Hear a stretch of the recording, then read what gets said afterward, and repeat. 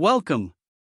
In this session, we'll tackle LeetCode problem number 1477, find two non-overlapping subarrays each with target sum. This problem challenges us to find two distinct subarrays that each sum to a given target, while minimizing their combined length. We'll explore efficient strategies to solve this step by step. Let's dive in. The problem asks us to find two non-overlapping subarrays within a given integer array ARR such that the sum of the elements in each subarray equals a given target. The goal is to minimize the total length of these two subarrays. If it's not possible to find such subarrays, we should return -1. Here, it's important to note that subarrays are contiguous parts of the array, and non-overlapping means that the two subarrays cannot share any elements. This means that if one subarray ends at a certain index, the other must start after that index. Let's go through some examples to understand the problem better. In the first example, the input array is 3, 2, 2, 4, 3, and the target is 3. One possible solution is to choose 3 as the first subarray, which has a sum of 3, and 2, 2 as the second subarray, which also has a sum of 3. These two subarrays don't overlap, and their total length is 1 plus 2 equals 3. However, the minimum total length for this example is 2 because we can find an even better solution with two subarrays of lengths 1 and 1. In the second example, the input array is 7, 3, 4, 7, with a target of 7. Here, we can choose 7 as the first subarray and another 7 as the second subarray. Both of these subarrays have a sum of 7 and are non-overlapping. Their total length is 1 plus 1 equals 2, which is the minimum total length. On the other hand, in the third example, the array is 4, 3, 2, 6, 2, 3, 4, with a target of 6. In this case, it's not possible to find two non-overlapping subarrays that both sum to 6. Therefore, the output is -1. Now let's summarize some important constraints and edge cases to keep in mind. The size of the array can go up to 10⁵, so the solution must be efficient as a brute force approach won't work. The array can contain both positive and negative numbers, meaning negative sums are valid. Subarrays must be strictly non-overlapping, meaning the second subarray must start after the first one ends. Edge cases include situations where the array has only one element, making it impossible to find two subarrays, or when no subarray sums to the target, in which case the answer must be -1. These constraints and edge cases will guide us in designing an optimal solution. To solve problem number 1477, we need to find two non-overlapping subarrays with a given target sum, ensuring their combined length is minimized. This means we're not only looking for correctness but also efficiency. Let's begin by considering a brute force approach. The idea here is to iterate through all possible subarrays, identifying those that sum up to the target. We then check if they're non-overlapping and compute their combined lengths. The downside, however, is the time complexity. Since we use nested loops to generate subarrays and verify overlap conditions, the complexity grows to O(n cubed). While it guarantees correctness, this method is far too slow for larger arrays, making it impractical for competitive programming or real-world scenarios with large datasets. Next, we consider an optimized sliding window approach paired with a hash map. This technique allows us to efficiently find subarrays with the target sum while dynamically tracking the shortest lengths. First, we use a sliding window to calculate prefix sums and identify subarrays that meet the target. At the same time, we maintain a hash map to store the shortest subarray length ending at each index. This helps minimize overlaps. In a second pass, we combine results to find the optimal pair of non-overlapping subarrays. With a time complexity of O(n), this approach is significantly faster, as each element is processed at most twice. While slightly more complex to implement, the speed gains make it worthwhile. We also briefly consider a divide-and-conquer approach, which involves splitting the array at every possible index, solving for subarrays on the left and right independently, and combining results. However, this method is less efficient at O(n²), especially for larger arrays, and ultimately doesn't outperform the sliding window strategy. Given these options, the sliding window with hash map approach is the clear choice. It offers the best balance between efficiency and clarity. The sliding window technique allows us to dynamically adjust the range of subarrays, ensuring we find valid solutions in linear time. Meanwhile, the hash map helps store and retrieve the shortest subarray lengths efficiently, minimizing overlap and reducing redundant calculations. Together, these tools bring the time complexity down to O(n), which is optimal for handling large inputs. The key insight here is that instead of solving the problem from scratch for each subarray, we can track partial results during one pass and reuse them in the second. This systematic approach ensures that we minimize the combined length without unnecessary computations. The trade-offs are clear. While the sliding window method is fast and scalable, it does require additional space for the hash map. However, this is a small price to pay for the efficiency gains compared to slower alternatives like divide and conquer or brute force. Thus, the sliding window combined with a hash map approach emerges as the most efficient and effective strategy for this problem. It leverages dynamic range adjustments, efficient storage of intermediate results, and a streamlined two-pass process to achieve the desired output in linear time. This method not only meets the problem's requirements but also handles large inputs gracefully, making it the ideal solution. In this problem, we are tasked with finding two non-overlapping subarrays within a given array such that each subarray's sum equals a specified target value.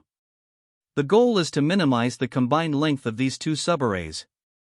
If it's not possible to find such subarrays, we need to return -1. This challenge requires us to carefully balance efficiency with correctness, as we identify subarrays and ensure they meet the non-overlapping condition while minimizing their total length. To solve this problem efficiently, we will use a combination of the sliding window technique and dynamic programming. First, let's define the problem in terms of inputs and outputs. We are given an array of integers and a target sum. Our output should be the smallest combined length of two non-overlapping subarrays that each sum to the target, or -1 if no such subarrays exist. The first major step involves using a sliding window approach to identify all subarrays that sum to the target. This is done by expanding the window as we iterate through the array, adding elements to the current sum. If the sum exceeds the target, we shrink the window from the left by incrementing the starting index and subtracting the corresponding element. When the current sum matches the target, we record the subarray's length and its ending index. This process ensures we identify all potential subarrays efficiently. Once we have identified all subarrays with the target sum, the next step is to pre-compute the minimum subarray lengths up to each index.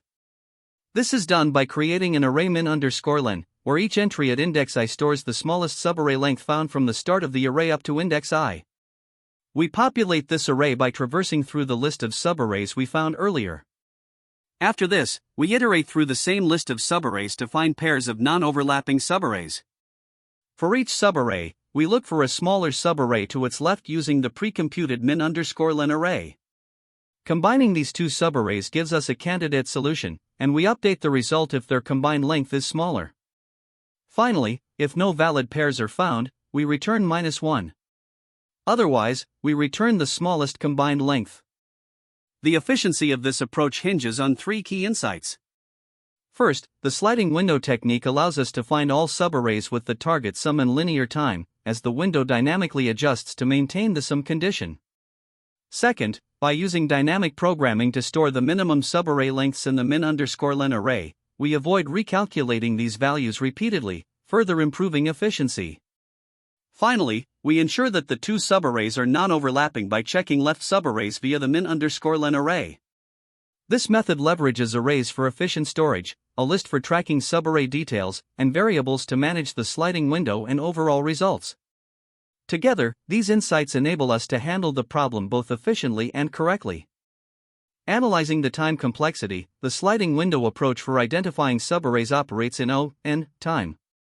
Pre-computing the minimum subarray lengths also takes O(n), as does iterating through the subarrays to find valid pairs. This results in an overall time complexity of O(n), making the algorithm highly efficient. For edge cases, we handle scenarios where no subarrays with the target sum exist by returning -1, and cases where all subarrays overlap also return -1.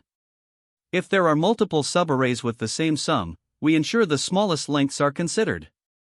Even for large arrays, the algorithm remains efficient due to its linear time complexity, making it well-suited for a variety of input sizes and conditions. Here, we start by importing the necessary module, defaultIct, and defining our solution class with the method min_SumOfLengths. The goal is to find two non-overlapping subarrays with a given target sum, and we want the combined length of these subarrays to be minimized. First, we initialize some variables. N stores the length of the input array. Prefix _ min is an array that will keep track of the minimum lengths of subarrays ending at each index, and min _ length is initialized to infinity to represent the smallest combined length of two subarrays. Next, we use a sliding window approach to calculate the minimum lengths for the first subarray. The left pointer and current _sum are initialized to 0. As we iterate over the array with the right pointer, we add the value at right to current _sum. If current _sum exceeds the target, we shrink the window by moving the left pointer forward and subtracting values until the sum is no longer greater than the target. If we find a subarray where the sum equals the target, we calculate its length and update the prefix _min array. Additionally, we ensure that prefix _min at any index always holds the smallest subarray length seen so far by comparing it with the value at the previous index. Once this loop finishes, prefix _min will contain the minimum lengths for valid subarrays up to each position in the array. Finally, we reset left and current _sum to prepare for identifying the second subarray. We now proceed to find the second subarray using another sliding window approach. As before, we use the right pointer to iterate over the array, adding the current value to current _sum. If current _sum exceeds the target, we shrink the window by moving the left pointer and subtracting values until the sum becomes valid again. When we find a subarray with a sum equal to the target, we check if there exists a valid first subarray ending before the start of the current subarray. This is done by verifying that prefix _min, left 1, is not infinity. If such a subarray exists, we calculate the combined length of these two subarrays and update min _ length to the smallest combined length found so far. After the loop completes, we return min _ length if it has been updated from its initial value of infinity. Otherwise, if no valid pair of subarrays was found, we return -1 to indicate that the solution is not possible. Here, we start by setting up the function min_sum_of_lengths that takes an integer array ARR and a target sum. The goal is to find two non-overlapping subarrays with the target sum such that the combined length is minimized. First, we initialize some variables, n to store the array length, prefix min as an array to track the minimum subarray lengths up to each index, and min length to capture the result. Prefix min is pre-filled with integer.max _value to signify that no valid subarray has been found yet. Next, we use a sliding window approach to iterate through the array for the first subarray. The left pointer marks the start of the current window, and current sum keeps track of the sum of elements in the window. As we move the right pointer, we add the current element to current sum. If current sum exceeds the target, we shrink the window from the left by subtracting elements until current sum is less than or equal to the target. If the sum equals the target, we compute the length of the current window and store it in prefix min at the right index. Additionally, we ensure that prefix min at any index always holds the minimum subarray length found up to that point by comparing it with the value at the previous index. Now, we reset the left pointer and current sum to 0 to process the second subarray. Using a similar sliding window approach, we iterate through the array again. For each position of the right pointer, we add the current element to current sum. If current sum exceeds the target, we shrink the window from the left until the sum is less than or equal to the target. When the sum matches the target, we check if there exists a valid first subarray ending before the current window. This is done using the prefix min array. If prefix min, left 1, is not integer.max _value, it means a valid first subarray exists, and we calculate the combined length of the two subarrays. We then update min length to store the smallest combined length found so far. Finally, if no valid pair of subarrays is found, we return -1, otherwise, we return the value of min length. This implementation ensures that the solution is efficient, leveraging the sliding window technique and prefix information to minimize redundant computations.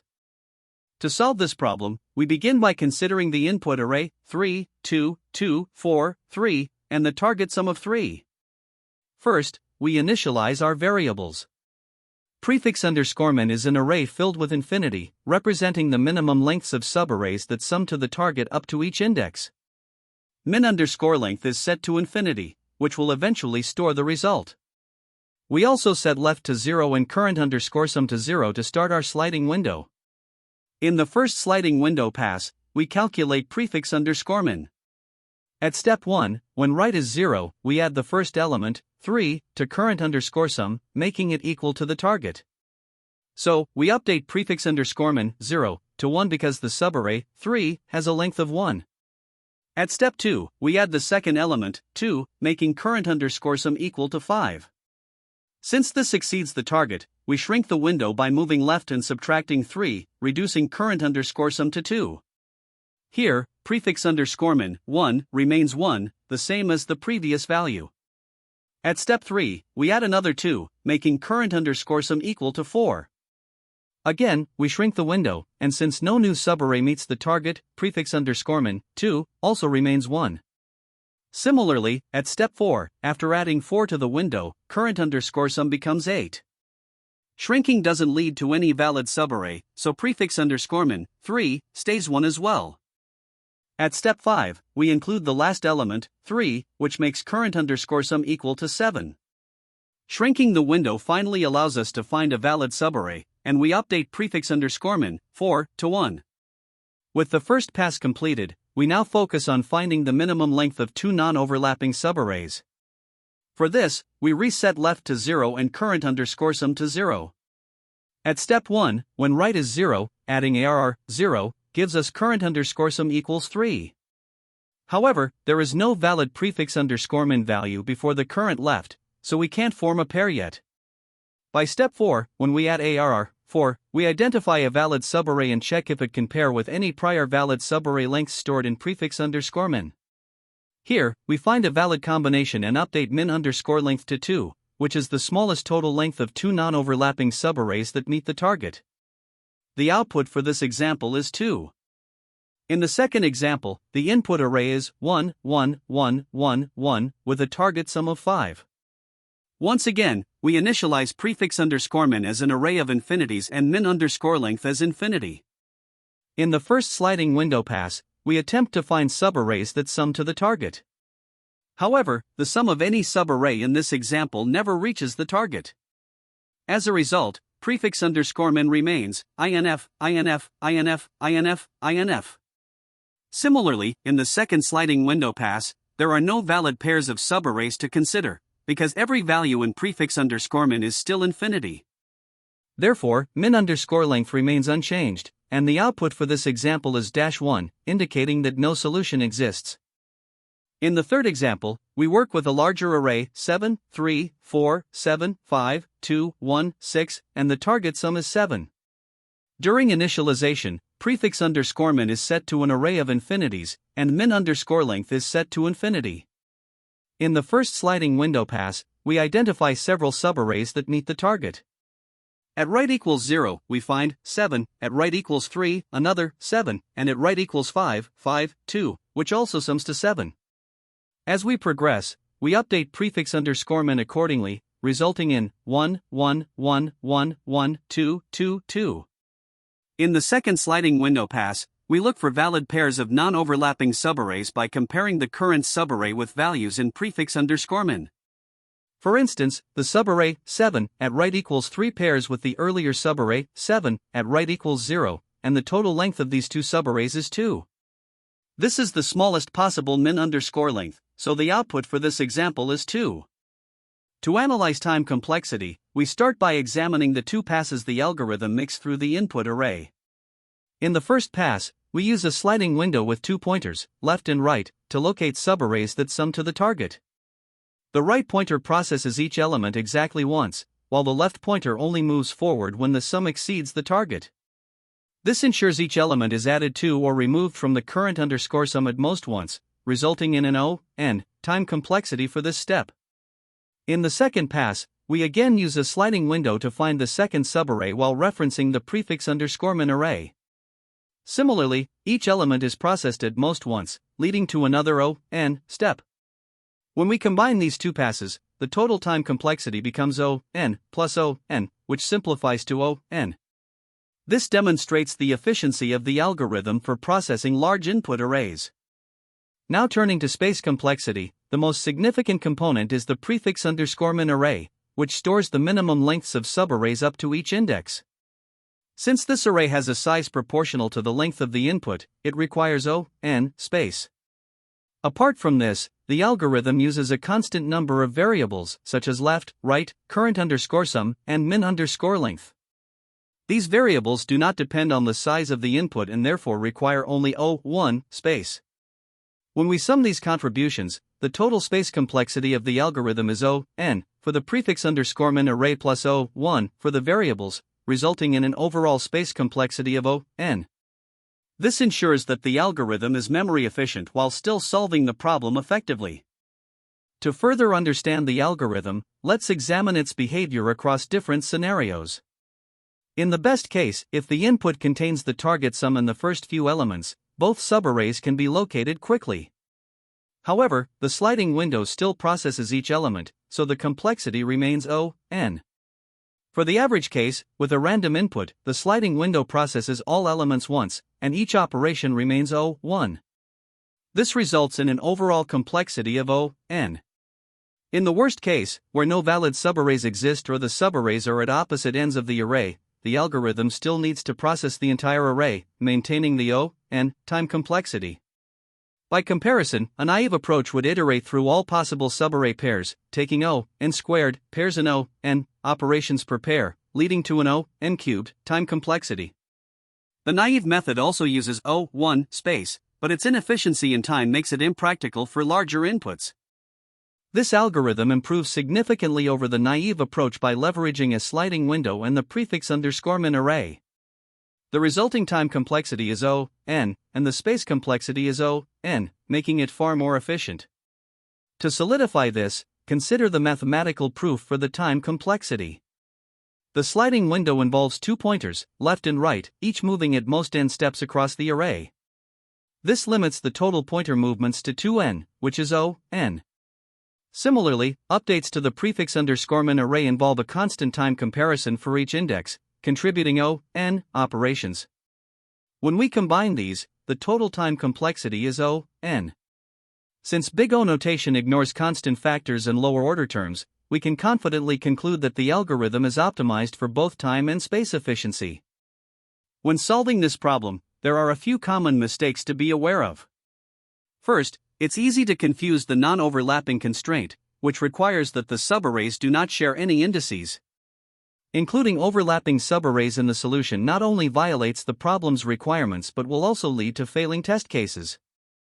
Another frequent issue is not keeping track of the minimum length of the subarrays. Since the objective is to minimize the combined length, neglecting this can result in suboptimal solutions or missed edge cases where shorter combinations exist. Finally, while a brute force approach might seem straightforward, generating all possible subarrays has a time complexity of n cubed, which is impractical for large input sizes and will likely exceed time limits. Avoiding these pitfalls is key to crafting an efficient and correct solution. Now, let's look at a few more mistakes to avoid. Incorrect use of the sliding window technique is another common error. If the starting index of the window isn't adjusted properly, you might end up including overlapping subarrays or missing valid results entirely. Another critical point is to account for edge cases. For example, scenarios where no valid subarrays exist, arrays with only one element, or when the target sum is larger than the total sum of the array. Failing to address these cases can lead to incorrect outputs or even runtime errors. Keeping these considerations in mind will help ensure your solution is robust and handles all possible inputs. In interviews, it's important to focus on efficient patterns to solve this problem. A key technique is combining prefix sums with either a sliding window or a hash map. The prefix sum allows you to quickly identify subarrays that meet the target sum, while the sliding window ensures efficient iteration. A strong optimization strategy is to use a two-pass approach. In the first pass, calculate the shortest subarray lengths ending at each index, and in the second pass, combine these with subarrays starting from each index. Be mindful of edge cases, such as when no valid solution exists, and return -1 as required. Sliding window methods may feel less intuitive at first, but they are essential for reducing time complexity to n. While brute force and nested loops might seem simpler, they serve better as a comparison to highlight why optimized approaches are necessary.